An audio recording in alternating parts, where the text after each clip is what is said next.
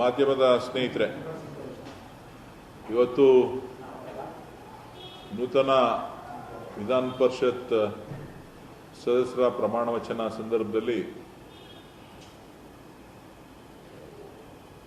ಮಾನ್ಯ ಯೋಗೇಶ್ವರ್ ಅವರು ಕೆಲವೊಂದು ಹೇಳಿಕೆಗಳನ್ನು ನೀಡಿರ್ತಕ್ಕಂಥದ್ದನ್ನು ಗಮನಿಸಿದ್ದೇನೆ.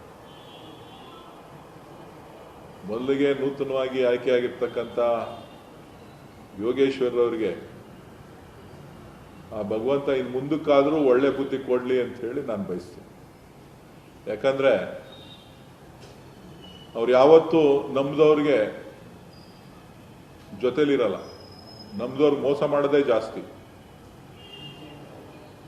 ಇಂಥ ಪರಿಸ್ಥಿತಿನಲ್ಲೂ ಕೂಡ ಮುಖ್ಯಮಂತ್ರಿಗಳು ಬಿಜೆಪಿಯವರು ಇವತ್ತು ಅವರಿಗೆ ವಿಧಾನ ಪರಿಷತ್ ಸದಸ್ಯರ ಸ್ಥಾನ ಕೊಟ್ಟಿದ್ದಾರೆ ಅಂತ ಹೇಳಿದ್ರೆ ಬಹುಶಃ ಅವ್ರನ್ನಾರು ಮುಂದಕ್ಕೆ ಅವ್ರ ಋಣ ತೀರಿಸುವಂತ ಕೆಲಸ ಮಾಡಬೇಕು ಅಂತಕ್ಕಂಥದ್ದು ನನ್ನ ಅಭಿಲಾಷೆ.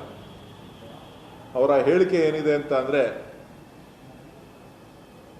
ಬಾಯಿ ಚಪ್ಪಲ ತೀರಿಸ್ಕೊಳ್ಳೋದಕ್ಕೋಸ್ಕರ ಏನೋ ಮಾತಾಡಿ ರಾಜ್ಯ ರಾಜಕಾರಣದಲ್ಲಿ ನಾನು ಬದುಕಿದ್ದೀನಿ ಅಂತ ತೋರಿಸ್ಕೊಳ್ಳಿಕ್ಕೋಸ್ಕರ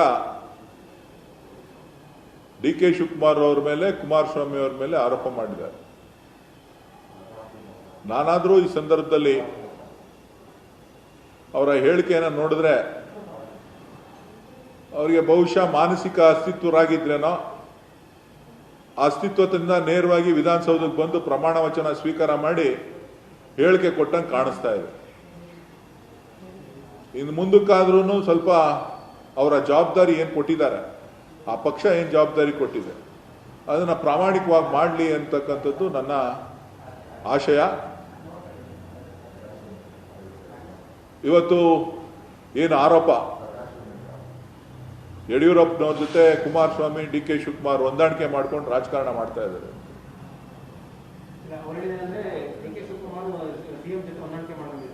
ಹೊಂದಾಣಿಕೆ ಮಾಡ್ಕೊಂಡಿದ್ದಾರೆ.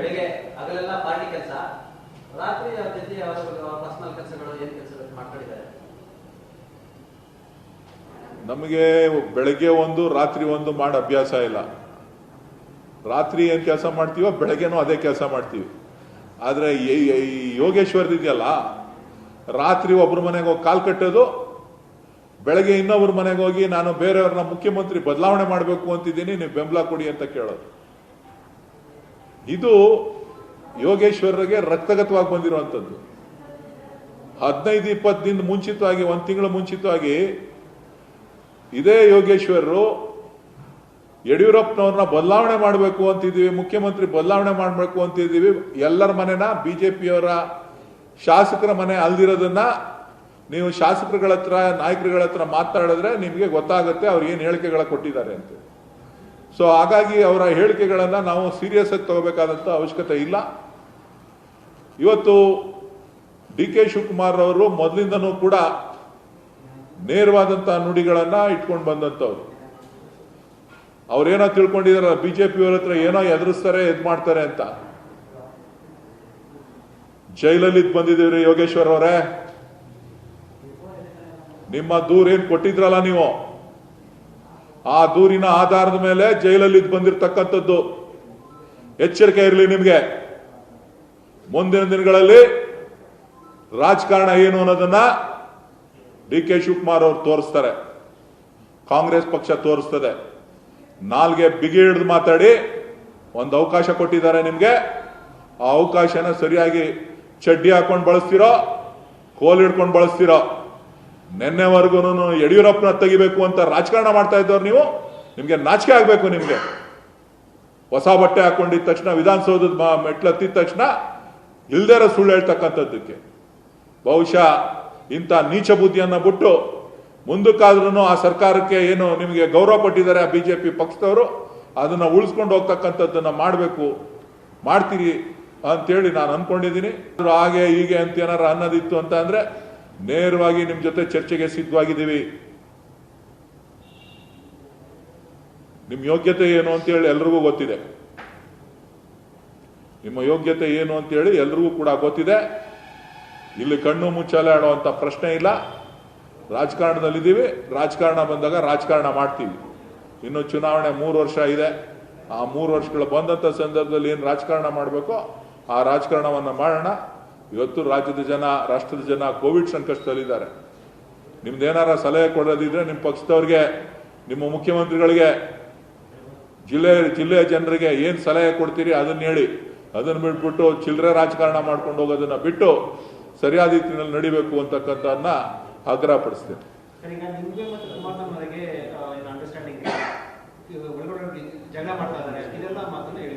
ನೋಡಿ, ಕುಮಾರಸ್ವಾಮಿಯವರು ಈ ರಾಜ್ಯದ ಮಾಜಿ ಮುಖ್ಯಮಂತ್ರಿಗಳು.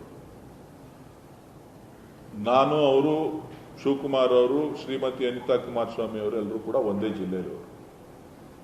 ನಾವು ಯಾವತ್ತೂ ವೈಯಕ್ತಿಕವಾಗಿ ಕಿತ್ತಾಟ ಮಾಡಿದಂಥದ್ದಿಲ್ಲ. ಹಿಂದೆ ಕಿತ್ತಾಟ ಮಾಡಿದೆ, ಆದರೆ ಕಳೆದ ಚುನಾವಣೆ ಆದ ಮೇಲೆ, ಸಮ್ಮಿಶ್ರ ಸರ್ಕಾರ ರಚನೆ ಆದ ನಂತರ ನಾವು ಅವರು ಜೊತೆಲಿ ಕೆಲಸ ಮಾಡಿದ್ದೇವೆ, ಜೊತೆಲಿ ಚುನಾವಣೆಯನ್ನು ಎದುರಿಸಿದ್ದೇವೆ. ಪಕ್ಷ ಬೇರೆ ಬೇರೆ ಇದೆ. ಅವ್ರ ಪಕ್ಷದ ಸಂಘಟನೆಗೆ ಅವರು ಆದ್ಯತೆ ಕೊಡ್ತಾರೆ, ನಮ್ಮ ಪಕ್ಷದ ಸಂಘಟನೆಗೆ ನಾವು ಆದ್ಯತೆಯನ್ನು ಕೊಡ್ತೇವೆ. ಜಿಲ್ಲೆಯ ಅಭಿವೃದ್ಧಿ ದೃಷ್ಟಿಯಿಂದ ಇಬ್ಬರು ಒಗ್ಗಟ್ಟಾಗಿ ಕೆಲಸ ಮಾಡ್ತಾ ಇದ್ದೀವಿ. ಅದನ್ನು ಸಹಿಸಿಕೊಳ್ಳಿಕ್ಕಾಗದೆ ಇವತ್ತು ಆರೋಪ ಮಾಡಿರ್ತಕ್ಕಂಥದ್ದಕ್ಕೆ ನಾನು ಉತ್ತರ ಕೊಡಲಿಕ್ಕೆ ಸಾಧ್ಯ ಇಲ್ಲ. ಬಹುಶಃ ಬಿಜೆಪಿಯವ್ರಿಗೂ ನಾನು ಹೇಳ್ತಕ್ಕಂಥದ್ದು ಇಷ್ಟೇ, ಜಿಲ್ಲೆಯ ಅಭಿವೃದ್ಧಿಗೆ ಮುಖ್ಯಮಂತ್ರಿಗಳ ಹತ್ರ ನಾನು ಭೇಟಿ ಮಾಡಿದ್ದೀನಿ, ಮಂತ್ರಿಗಳ ಹತ್ರ ಭೇಟಿ ಮಾಡಿದ್ದೀನಿ.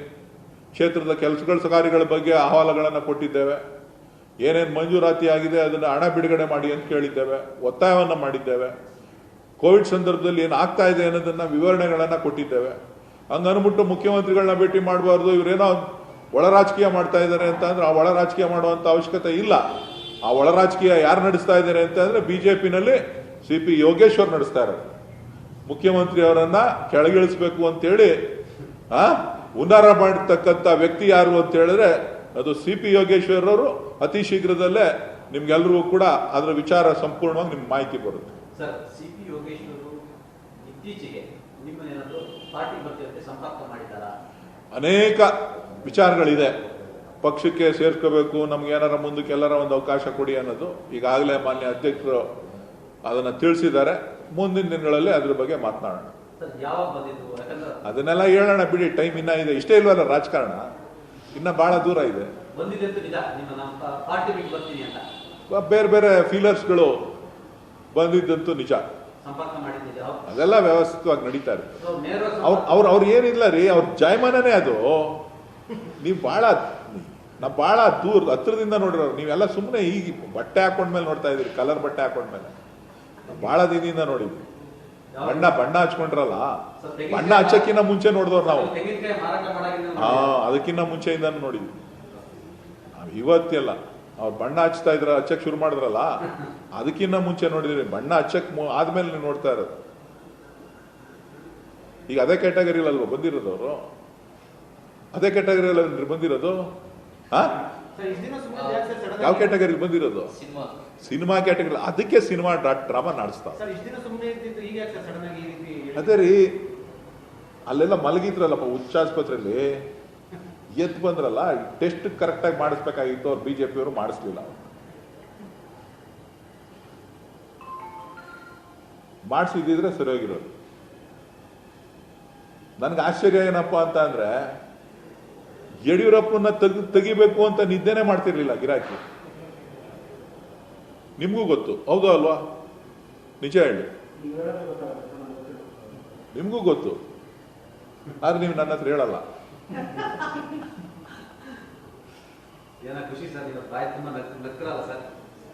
ಏನ್ ಸಮಾಚಾರ ಬೇರೆ? ಸರ್, ಈಗ ಕುಮಾರಸ್ವಾಮಿ ಅವರು ನೇರವಾಗಿ ಟ್ವೀಟ್ ಮೂಲಕ ವಾಗ್ದಾಳಿ ಮಾಡಿದ್ದಾರೆ. ಅವರು ಒಂದು ಮಾತನಾಡಿದ್ದಾರೆ, ಕಾಂಗ್ರೆಸ್ನ ಅತಿರಥ ಮಹಾರಥರು ಪಕ್ಷದ ಟ್ವಿಟರ್ ಖಾತೆ ಮೂಲಕ ದಾಳಿ ಮಾಡಿ ಓಡಿ ಹೋಗಿದ್ದಾರೆ, ಪಲಾಯನ ಮಾಡಿದ್ದಾರೆ. ಕಾಂಗ್ರೆಸ್ ನಾಯಕರು ಅಂದ್ರೆ ಯಾರಿಗೂ ಕೂಡ ಧೈರ್ಯ ಇಲ್ಲ ಕುಮಾರಸ್ವಾಮಿಗೆ ಪ್ರಶ್ನೆ ಉತ್ತರ. ಅದ್ರ ಬಗ್ಗೆ ನನಗೆ ಮಾಹಿತಿ ಇಲ್ಲ. ನೀವು ಕೂಡ ಅದೇ ಭಾಗದಲ್ಲಿ ಇರ್ತಕ್ಕಂಥ ಅದೇ ಭಾಗದ ರಾಜಕಾರಣ ಮಾಡಿರೋದು. ನಾನು ರಾಜಕಾರಣ ಮಾಡ್ತಾ ಇದ್ದೀನಿ ರೀ. ರಾಜಕಾರಣದ ಅವಧಿ ಬಹಳ ದೂರ ಇದೆಯಲ್ರಿ. ಇದು ಕೋವಿಡ್ ಅವಧಿ. ಕೋವಿಡ್ ಅವಧಿನಲ್ಲಿ ಎಲ್ರಿಗೂ ಗ್ರೇಸ್ ಇದೆ. ನಾನು ಯಾರಿಗೂ ಹೇಳ್ತಾ ಇಲ್ಲ. ಕುಮಾರಸ್ವಾಮಿ ಅವ್ರು ನಾನು ಹೇಳಲೇ ಇಲ್ಲ, ನೀವು ಹಂಗೆ ಅನ್ಕೋಬೇಡಿ.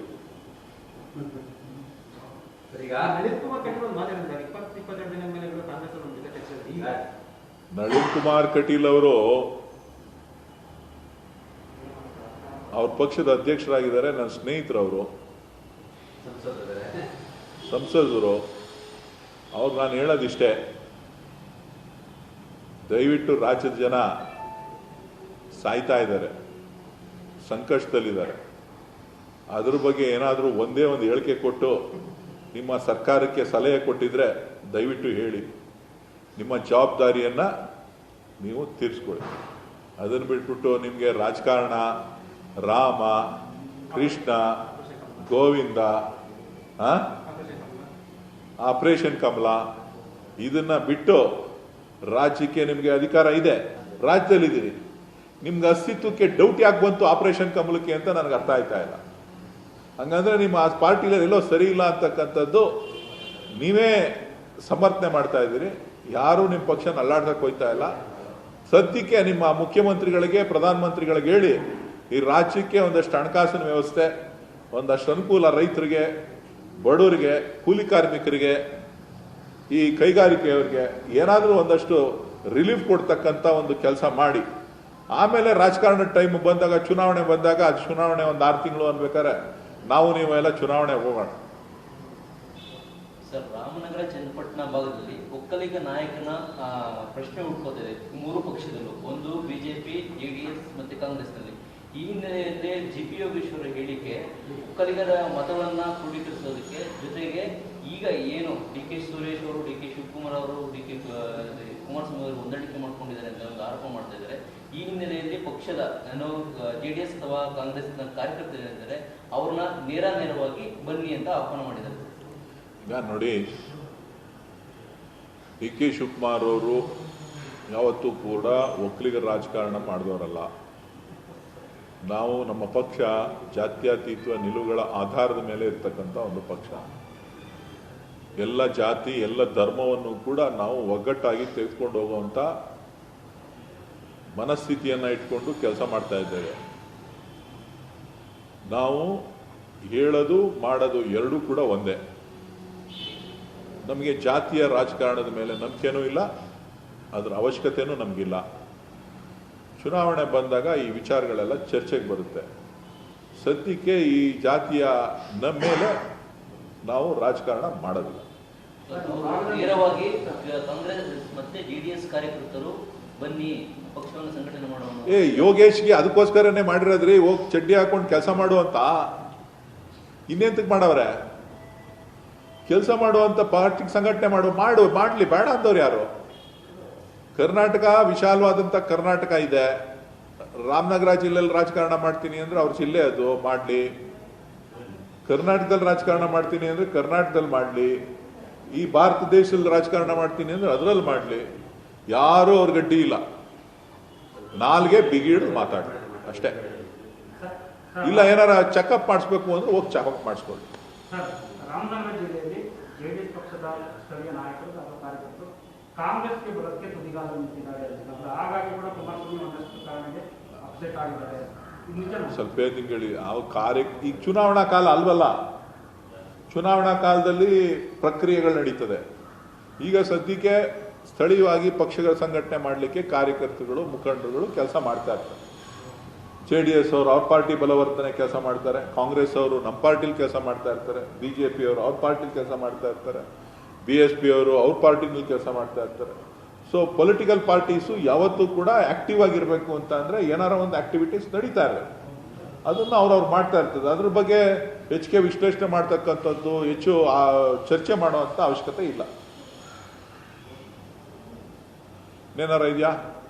ರಾಮನಗರದಲ್ಲಿ ಡಿ.ಕೆ. ಶಿವಕುಮಾರ್ ಅವರಿಗಿಂತ ಡಿ.ಕೆ. ಸುರೇಶ್ ಅವರ ಪಿತೂರಿನೇ ಜಾಸ್ತಿ, ನನಗೆ ಯಾರು ಮಿತ್ರರು ಇಲ್ಲ ಅಂತ ಕುಮಾರಸ್ವಾಮಿ ಅವರು ಹೇಳಿದ್ದಾರೆ. ನನಗೆ ಪಿತೂರಿ ಅಂದ್ರೆ ಏನು ಅಂತಾನೆ ಗೊತ್ತಿಲ್ಲ. ಪಿತೂರಿ ಅಂದ್ರೆ ಏನು ಅಂತಾನೆ ನನಗೆ ಗೊತ್ತಿಲ್ಲ. ನೇರ ನುಡಿ ಅವನು ನಾನು, ನೇರ ನುಡಿ ನೇರ ನಡೆ. ಮತ್ತೊಂದು ಕುಮಾರಸ್ವಾಮಿ ಅವರು ಹೇಳಿರುವಂತೆ ಇಂದಿನ ಸಮ್ಮಿಶ್ರ ಸರ್ಕಾರ ಬೀಳೋದು ಕಾರಣನೇ ನಿಮ್ಮ ಸಹೋದರರು ಬೆಳಗಾವಿ ರಾಜಕೀಯದಿಂದಲೇ ಶುರುವಾಯಿತು, ಡಬಲ್ ಶೂಟರೇ ಅದಕ್ಕೆ ಕಾರಣ. ಅದು ಅವ್ರನ್ನೇ ಕೇಳ್ಕೊಳ್ಳಿ, ನನಗೆ ಗೊತ್ತಿಲ್ಲ. ಅದರ ಬಗ್ಗೆ ನನಗೆ ಮಾಹಿತಿ ಇಲ್ಲ. ಮಾಹಿತಿ ಇಲ್ಲದೆ ಇರೋದನ್ನ ನಾನು ಮಾತಾಡುವಂಥದ್ದಿಲ್ಲ. ಅಲ್ಲ ಸರ್, ಸರ್ಕಾರಕ್ಕೆ ಸಂಚಕಾರ ಬಂದಿದೆ. ಬೆಳಗಾವಿ ರಾಜಕಾರಣಕ್ಕೆ ಮೂಲ ಕಾರಣ ಅದ್ರ ಬಗ್ಗೆ ನನಗೆ ಗೊತ್ತಿದ್ರೆ ತಾನೇ ನಾನೇನಾರ ಹೇಳಬೇಕು. ಕುಮಾರಸ್ವಾಮಿ ಅವ್ರು ಏನು ಹೇಳಿದ್ದಾರೆ ಏನು ಅಂತ ಅನ್ನೋದ್ರ ಬಗ್ಗೆ ನನಗೆ ಅದ್ರ ಬಗ್ಗೆ ಏನು ಮಾಹಿತಿ ಇಲ್ಲ. ಮಾಹಿತಿ ಇಲ್ಲದಿರೋ ವಿಚಾರನ ನಾನು ಹೆಂಗೆ ಮಾತಾಡಲಿ? ಅಥವಾ ನಾನು ಪಾರ್ಟು ಅಲ್ಲ, ಅದಕ್ಕೆ ನಾನು ಪಾಲ್ದಾರ ಆದರೆ ನಾನು ಹೇಳ್ಬೋದು, ನಾನೇನು ಪಾಲ್ದಾರ ಅಲ್ಲ. ಸಮ್ಮಿಶ್ರ ಸರ್ಕಾರದ ಅವಧಿಯಲ್ಲಿ ದೋಸ್ತಿ ಇತ್ತು, ಬದಲಾದ ರಾಜಕೀಯ ಸನ್ನಿವೇಶದಲ್ಲಿ ಈಗಲೂ ಅದೇ ಭ್ರಾತೃತ್ವ ಅದೇ ಬಾಂಧವ್ಯ ಇದೆ ಅಂತ ಅಥವಾ ಹೆಂಗಿದೆ? ನಾನು ಕುಮಾರಸ್ವಾಮಿ ಅವ್ರ ಮೇಲೆ ಅಪಾರವಾದಂಥ ಗೌರವ ಇಟ್ಕೊಂಡಿದ್ದೀನಿ. ಅವರು ನಮ್ಮ ಜಿಲ್ಲೆಯ ಹಿರಿಯ ನಾಯಕರು, ರಾಜ್ಯದ ಮುಖಂಡರು, ಮಾಜಿ ಮುಖ್ಯಮಂತ್ರಿಗಳು. ಸೊ ಹಾಗಾಗಿ ರಾಜಕೀಯ ಪಕ್ಷಗಳು ಬೇರೆ ಬೇರೆ ಇದೆ. ಅವರ ಸಿದ್ಧಾಂತ ತತ್ವಗಳು ಬೇರೆ ಕೆಲಸ ಮಾಡ್ತಿದೆ, ನನ್ನ ತತ್ವ ಸಿದ್ಧಾಂತ ಬೇರೆ ಕೆಲಸ ಮಾಡ್ತಿದೆ. ಅಷ್ಟು ಬಿಟ್ಟು ಬೇರೆ ಏನಿಲ್ಲ.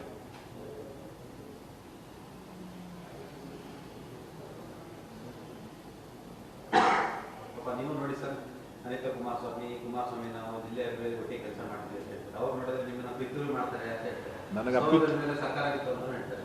ಗೊತ್ತಿಲ್ವೇ? ನನಗೆ ಗೊತ್ತಿಲ್ಲದೇ ಇರೋ ವಿಚಾರ ನಾನು ಯಾಕೆ ಮಾತಾಡ್ಲಿ? ಅವ್ರು ಹೇಳಿ ಸರ್, ಗೊತ್ತಿಲ್ಲ ನನಗೆ. ನಾವು ಹೇಳ್ತಾ ಇದೀವಿ ಸರ್, ನನಗೆ ಮಾಹಿತಿ ಇಲ್ಲ.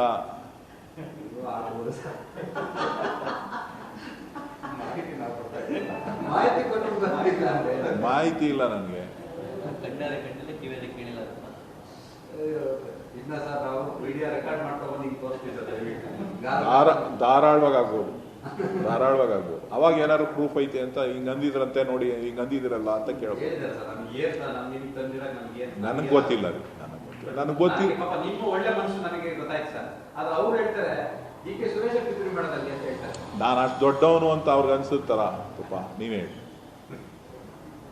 ಅಲ್ಲ, ನಮಗೆ ಗೊತ್ತು ಸರ್, ರಾಮನಗರ ಜಿಲ್ಲೆಯಲ್ಲಿ ನಿಮ್ಮ ಶಕ್ತಿ ಏನು, ಸಾಮರ್ಥ್ಯ ಏನು, ಸಂಘಟನೆ ಮಾಡೋದು ಯಾರು, ಡಿ.ಕೆ. ಶಿವಕುಮಾರ್ ಶಕ್ತಿ. ನೋಡ್ರಿ, ನಾನು ಚುನಾವಣೆ ರಾಜಕಾರಣ ಇವೆಲ್ಲ ಮಾಡಕ್ಕೆ ಹೋಗೋದಿಲ್ಲ. ನಾನು ಮಾಡಾಗೋಗಿದೆ. ಚುನಾವಣೆ ನನಗಿನ್ನ 4 ವರ್ಷ ಇದೆ. ಅಸೆಂಬ್ಲಿ ಎಲೆಕ್ಷನ್ ಇನ್ನು 3 ವರ್ಷ ಇದೆ. ನನ್ನ ಪ್ರಿಯಾರಿಟಿ ಏನು ಅಂತ ಅಂದರೆ ಡೆವಲಪ್ಮೆಂಟು. ಈಗ ನೀವೆಲ್ಲ ರಿಯಾಕ್ಷನ್ ಕೇಳ್ತಾ ಇದ್ರಿ. ನಾನು ಆ ಕೋವಿಡ್ ಪೇಷಂಟ್ಸ್ ಹತ್ರ ಮಾತಾಡ್ತಾ ಇದ್ದೆ, ಅವ್ರ ಸಂಕಷ್ಟ ಕೇಳ್ತಾ ಇದ್ದೆ. ರಾಜರಾಜೇಶ್ವರಿ ಹಾಸ್ಪಿಟ್ಲ್ ಪರಿಸ್ಥಿತಿ ನೀವು ಕೇಳಿದ್ರೆ ಅಯ್ಯೋ ಅನ್ಸುತ್ತೆ. ಇದನ್ನು ಬಿಸಾಕಿ 56 ಜನ ಸತ್ತಿದ್ದಾರೆ ಆ ಆಸ್ಪತ್ರೆಯಲ್ಲಿ. ಒಂದು ಆಸ್ಪತ್ರೆಯಲ್ಲಿ 56 ಜನ ಸತ್ತಿದ್ದಾರೆ. ವೆಂಟಿಲೇಟರ್ಸು, ಬೇರೆ ಬೇರೆ ಸಮಸ್ಯೆಗಳು, ಅಲ್ಲಿ ಕಂಪ್ಲೇಂಟ್ಸು. ಪೇಷಂಟ್ಸ್ಗಳು ಏನು ಹೇಳ್ತಾರೆ ಅಂತಂದ್ರೆ ನಮಗೆ ಸರಿಯಾದ ಟ್ರೀಟ್ಮೆಂಟ್ ಇಲ್ಲ, ನಮಗೆ ವ್ಯವಸ್ಥೆ ಇಲ್ಲ. ಇದ್ರ ಬಗ್ಗೆ ಗಮನ ಹರಿಸಿ. 56 ಜನ ಸತ್ತಿದ್ದಾರೆ ರಾಜರಾಜೇಶ್ವರಿ ಮೆಡಿಕಲ್ ಕಾಲೇಜ್ ಒಂದರಲ್ಲೇ. ಅದರಲ್ಲಿ ರಾಮನಗರದವರು 30, ಜಿಲ್ಲೆಯವರು ರಾಮನಗರದಲ್ಲಿ 34 ಜನ.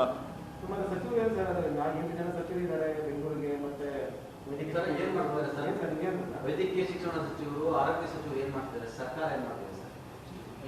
ಸರ್ಕಾರ ಏನಿಲ್ಲ ರೀ, ಸರ್ಕಾರ ಸಂಪೂರ್ಣವಾಗಿ ವೈಫಲ್ಯ ಕಂಡಿದೆ. ಅಡ್ಮಿನಿಸ್ಟ್ರೇಷನ್ ಕೊಲ್ಯಾಪ್ಸ್ ಆಗಿದೆ. ಅಡ್ಮಿನಿಸ್ಟ್ರೇಷನ್ ಕೊಲ್ಯಾಪ್ಸ್ ಆಗಿಲ್ಲ ಅಂತ ಅಂದ್ರೆ ಮೇಜರ್ ಉದಾಹರಣೆ 8 ಜನನ್ನ ಅಪಾಯಿಂಟ್ ಮಾಡಿರೋದೇ ಅದಕ್ಕೆ ಸಾಕ್ಷಿ. ಅಡ್ಮಿನಿಸ್ಟ್ರೇಷನ್ ಏನಾರ ಚೆನ್ನಾಗಿತ್ತಿತ್ತು ಅಂತ ಅಂದಿದ್ರೆ ಅವ್ರು 8 ಜನ ಅಟೆಂಡ್ ಮಾಡುವಂತ ಅವಶ್ಯಕತೆ ಇರಲಿಲ್ಲ. 8 ಜನನ್ನ ಅಟೆಂಡ್ ಮಾಡಿದ್ದಾರೆ ಅಂತ ಹೇಳಿದ್ರೆ ಹೊಂದಾಣಿಕೆ ಇಲ್ಲ, ಅಧಿಕಾರಿಗಳು ಇವ್ರ ಮಾತನ್ನು ಕೇಳ್ತಾ ಇಲ್ಲ. ಇವರು ಸಂಪೂರ್ಣವಾಗಿ ವಿಫಲ ಆಗಿರೋದು ಎದ್ದು ಕಾಣಿಸ್ತದೆ.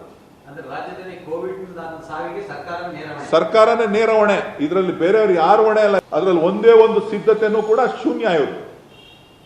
ಇವ್ರು ಮಾಡ್ಕೊಂಡ್ರೆ ಏನು ವ್ಯವಸ್ಥೆ ಮಾಡ್ಕೊಂಡಿಲ್ಲ. ಹಾಸ್ಪಿಟಲ್ ಇಲ್ಲ, ಬೆಡ್ ಇಲ್ಲ. ಇವರು ಯಾವ್ದು ಗಿನೀಸ್ ರೆಕಾರ್ಡ್ ಮಾಡೋದಕ್ಕೆ ಕೆಲಸ ಮಾಡ್ತಾ ಇದ್ದಾರೆ. ಇವರು ಪೇಷಂಟ್ಸ್ಗೋಸ್ಕರ ಕೆಲಸ ಮಾಡ್ತಾ ಇಲ್ಲ. ನಿಮ್ಮ ಹೇಳಿಕೆಗಳು ಮಾಧ್ಯಮಗಳು ಕೊಟ್ಟಿರೋದನ್ನ ತಾವು ರಿಕಾಲ್ ಮಾಡಿ. ಅವರು ಗಿನ್ನಿಸ್ ರೆಕಾರ್ಡ್ ಅವ್ರು ಯಾರು ಡೆಲ್ಲಿಲಿ 10,000 ಬೆಡ್ ಮಾಡಿದ್ದಾರೆ ಅಂದ್ರೆ ನಾವು 10,100 ಬೆಡ್ ಮಾಡ್ತೀವಿ ಅಂತ ಹೇಳ್ತಾರೆ. ಇದು ಇವ್ರ ಚಿಂತನೆ. ಸತ್ತವ್ರನ್ನ ಸಾಯ್ತಾ ಇರೋರನ್ನ ಬದುಕಿಸ್ಲಿಕ್ಕೆ ಏನ್ ಮಾಡಬೇಕು ಅಂತ ಹೇಳಿಲ್ಲ. 5,000 ರೂಪಾಯಿ ದರ ನಿಗದಿ ಮಾಡಿದ್ರೆ ಮೆಡಿಕಲ್ ಕಾಲೇಜಲ್ಲಿ ಯಾರು ಸ್ಟೇ ಮಾಡ್ತಾರೆ, ಯಾರು ಪೇಷಂಟ್ಸ್ ರೆಫರ್ ಮಾಡ್ತಾರೆ ಅವ್ರಿಗೆ, ಅವ್ರು ಹೇಳ್ತಾರೆ ನಾವು ಇಲ್ಲಿ ಮೆಡಿಸಿನ್ಸ್ ಕೊಡಿಸ್ಬೇಕು, ಬೇರೆ ಎಕ್ಸ್ರೇ ಮಾಡಬೇಕು ಅಂತ ಅಂದ್ರೆ ಪ್ರತಿಯೊಬ್ಬರದ್ದು ಅಡ್ಮಿಟ್ ಮಾಡಿದ ತಕ್ಷಣ ಎಕ್ಸ್ರೇ ಮಾಡಬೇಕು, ಬ್ಲಡ್ ಟೆಸ್ಟ್ ಮಾಡಬೇಕು, ಅವ್ರ ಇಂಡಿವಿಜುವಲ್ ರಿಪೋರ್ಟ್ಸ್ನ ರೆಡಿ ಮಾಡಬೇಕು. ಒಂದೇ ಒಂದು ಹಾಸ್ಪಿಟ್ಲಲ್ಲಿ ಆ ಪ್ರಕ್ರಿಯೆ ನಡೀತಾ ಇಲ್ಲ. ಸಿಂಪ್ಟಮ್ಯಾಟಿಕ್ ಅಂತ ಅಂದ್ರೆ ಅವ್ರು ನಾವು ಪಾಡ್ಗೆ ಅವ್ರು ಬಿಟ್ಬಿಡ್ತಾರೆ. ಅವ್ರಿಗೇನಾದ್ರು ಸಮಸ್ಯೆ ಇದೆ ಅಂದ್ರೆ ಆ ಸಮಸ್ಯೆ ಇದು ಮಾಡ್ತಾರೆ. ಸೊ ಒಟ್ಟಾರೆಯಾಗಿ ಇದನ್ನು ಮಾನಿಟರ್ ಮಾಡಲಿಕ್ಕೆ ಯಾರು ಕೂಡ ವ್ಯವಸ್ಥಿತವಾಗಿ ರೆಡಿ ಇಲ್ಲ. ಸರ್ ಈಗ ಸರ್ ಯಾಕೆ ಸರ್ ಏನ್ ಕಾರಣ ಸರ್ ನೀವು ಹೇಳ್ಬೇಕಾದ್ರೆ ಅಡ್ಮಿನಿಸ್ಟ್ರೇಷನ್ ಸಂಪೂರ್ಣವಾಗಿ ಕೊಲಾಪ್ಸ್ ಆಗಿದೆ. ಅಧಿಕಾರಿಗಳಿಗೆ ಕಂಟ್ರೋಲ್ ಇಲ್ಲ. ಅಧಿಕಾರಿಗಳು ಇವ್ರ ಕಂಟ್ರೋಲ್ ಅಲ್ಲಿಲ್ಲ. ಅಧಿಕಾರಿಗಳು ನೋಡ್ರಿ, ಬೆಳಗ್ಗೆ ಒಂದು ಆರ್ಡರ್ ಬರುತ್ತೆ, ಸಾಯಂಕಾಲ ಇನ್ನೊಂದು ಆರ್ಡರ್ ಬರುತ್ತೆ. ನೀವೊಂದು ಪಟ್ಟಿ ಮಾಡ್ಬಿಟ್ಟು ಟಿವಿ ಅವರೆಲ್ಲ ಅವತ್ತಿಂದ ಇವತ್ತಿನವರೆಗೂ ಎಷ್ಟು ಆರ್ಡರ್ ಮಾಡಿದ್ದಾರೆ ಅಂತ ತೋರಿಸ್ಬಿಟ್ರೆ ಯಾವ ಆರ್ಡರ್ ಫಾಲೋ ಅಪ್ ಮಾಡ್ತೀರಾ? ಈಗ ನೀವೇನೆ ಡಿ.ಕೆ. ಸುರೇಶ್ ಮನೆಗೆ ಹೋಗು ಅಂತಿದ್ದವ್ರಿಗೆ ಇದಕ್ಕಿದ್ದಂಗೆ ಇಲ್ಲ ನೀನ್ ಬೇಡ ಡಿ.ಕೆ. ಶಿವಕುಮಾರ್ ಮನೆಗೆ ಹೋಗು, ಇಲ್ಲ ಪಕ್ಕದಲ್ಲೇ ಸುಧಾಕರ್ ಮನೆ ಐತೆ ಸುಧಾಕರ್ ಮನೆಗೆ ಹೋಗು ಅಂದ್ರೆ ನೀವೇನು ಕನ್ಫ್ಯೂಸ್ ಆಯ್ತೀರಿ? ಯಾರನ್ನ ಫಸ್ಟ್ ತಗೋಬೇಕು ಅಂತ ನಿಮ್ಗೆ ಅರ್ಥ ಆಗಲ್ವಾ? ನಿಮ್ಮಲ್ಲಿ ಫರ್ಮ್ ಡಿಸಿಷನ್ಸ್ ಇರಬೇಕು, ನಿಮ್ಮ ತೀರ್ಮಾನಗಳು ವ್ಯವಸ್ಥಿತವಾಗಿರ್ಬೇಕು, ನಿಮ್ಮ ಸಂದೇಶಗಳು ಸ್ಪಷ್ಟವಾಗಿರ್ಬೇಕು. ಅದು ಯಾವುದೂ ಇಲ್ವಲ್ಲ. ಅಲ್ಲ, ಸುಧಾಕರ್ ರಾಮುಲು ಅಲ್ಲ ರೀ, ಎಂಟೈರ್ ಅಡ್ಮಿನಿಸ್ಟ್ರೇಷನ್ ಯಾರ ಮಾತು ಕೇಳೋ ಸ್ಟೇಜಲ್ಲಿ ಇಲ್ಲ. ರಾಜ್ಯದಲ್ಲಿ ಕೋವಿಡ್ ಸಾವಿಗೆ ಸರ್ಕಾರನೇ ನೇರ ಹೊಣೆ. ನಿಮ್ಮ ಪ್ರಕಾರ ಸರ್ಕಾರದ ಪ್ರಾಯೋಜಿತ ಸಾವುಗಳು ಸರ್? ಹೌದು, ಸರ್ಕಾರದ ಬೇಜವಾಬ್ದಾರಿತನ ಇವತ್ತು ರಾಜ್ಯದ ಜನ ಸಾಯ್ಲಿಕ್ಕೆ ಕಾರಣ ಆಗಿದೆ. ಇವರೇನಾದ್ರೂ ಅಡ್ಮಿನಿಸ್ಟ್ರೇಟಿವ್ ಕರೆಕ್ಟ್ ಆಗಿ ಇಟ್ಟಿತ್ತು ಅಂತ ಅಂದ್ರೆ ಇವರು ಅದಕ್ಕೆ ಬೇಕಾದಂತ ಸಿದ್ಧತೆಗಳನ್ನ ಕಳೆದ 90 ದಿನಗಳಲ್ಲಿ ಮಾಡ್ಕೊಂಡಿದ್ದಿದ್ರೆ ಇಷ್ಟೊಂದು ಸಾವಿನ ಸಂಖ್ಯೆ ಜಾಸ್ತಿ ಆಗ್ತಾ ಇರಲಿಲ್ಲ.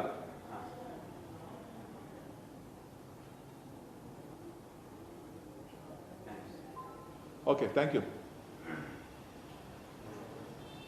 689 ಜನ ಅಡ್ಮಿಟ್ ಮಾಡಿದಾರಂತೆ, 254 ಜನ ಡಿಸ್ಚಾರ್ಜ್ ಮಾಡಿದ್ದಾರೆ, ಇನ್ನ 300 ಚಿಲ್ಲರೆ ಜನ ಇದ್ದಾರೆ, 56 ಜನ ಸತ್ತಿದ್ದಾರೆ.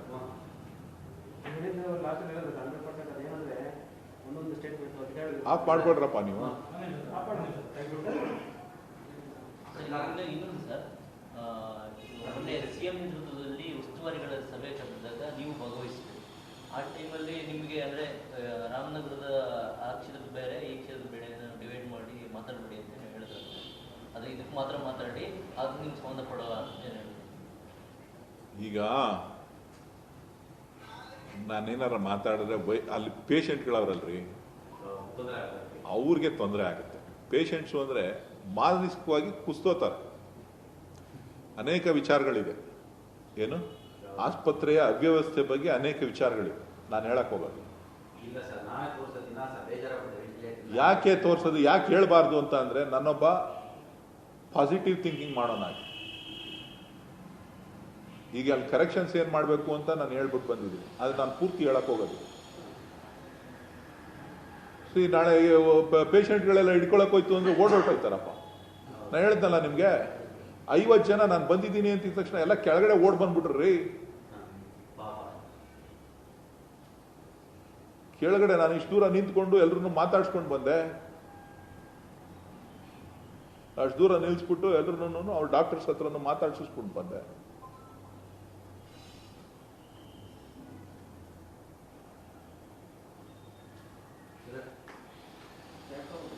ಒಂದು ಸ್ಟೋರಿ ಮಾಡಿ ಎಲ್ಲ ಕಡೆ ಹೋಗಿ, ಹಾಸ್ಪಿಟ್ಲ್ಗಳಿಗೆ ಹೋಗಿ ಹೋಗಿರಿ.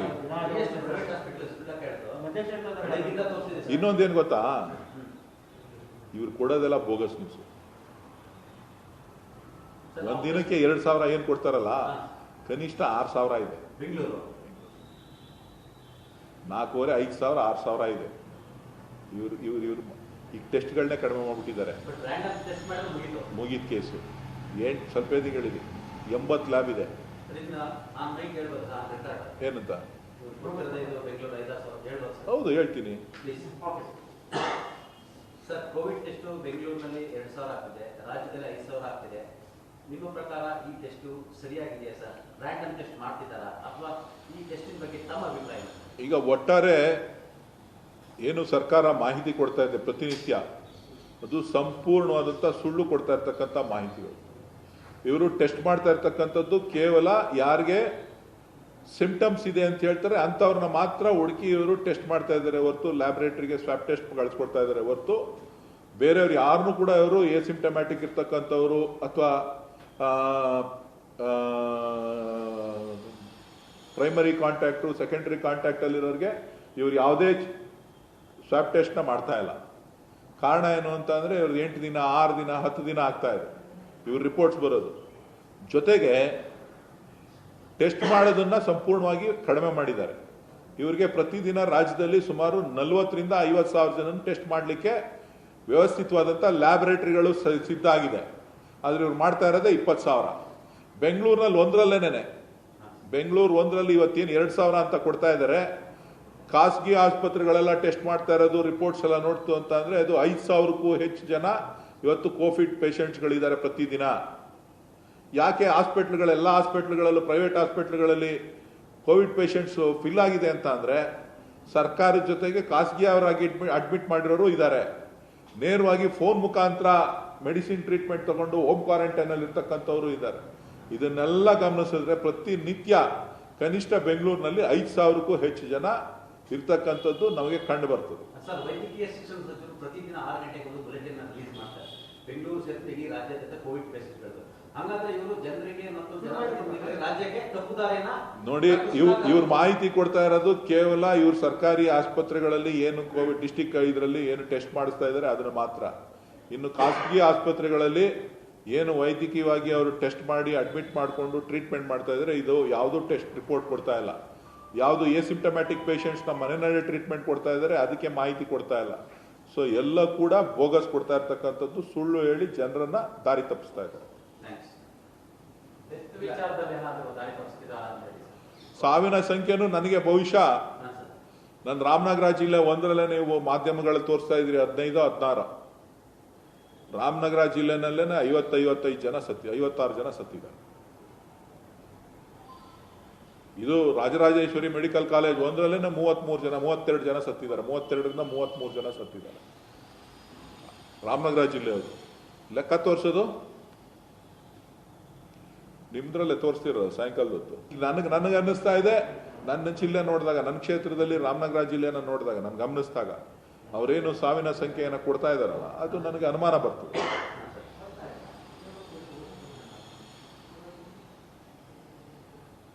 Okay, thank you. ಕಾಫಿ ಗಿಫಿ ತಂದಿದ್ದಾರೆ.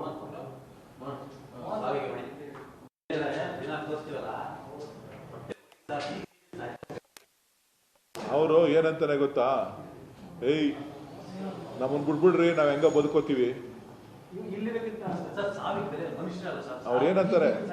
ಅವ್ರೇನಂದ್ರು ಗೊತ್ತಾ, ಏಯ್ ಬಿಡ್ಬಿಡ್ರಿ ನಮ್ನ, ನಾವ್ ಹೆಂಗ ಬದುಕೋತೀವಿ, ಬದುಕೋದೋ ಸತ್ತೋದೀವೋ, ಇಲ್ಲಿ ಯಾಕೆ ಸಾಯ್ಬೇಕು ನಾವು, ಬಿಡ್ಬಿಡ್ರ ನಮ್ನ.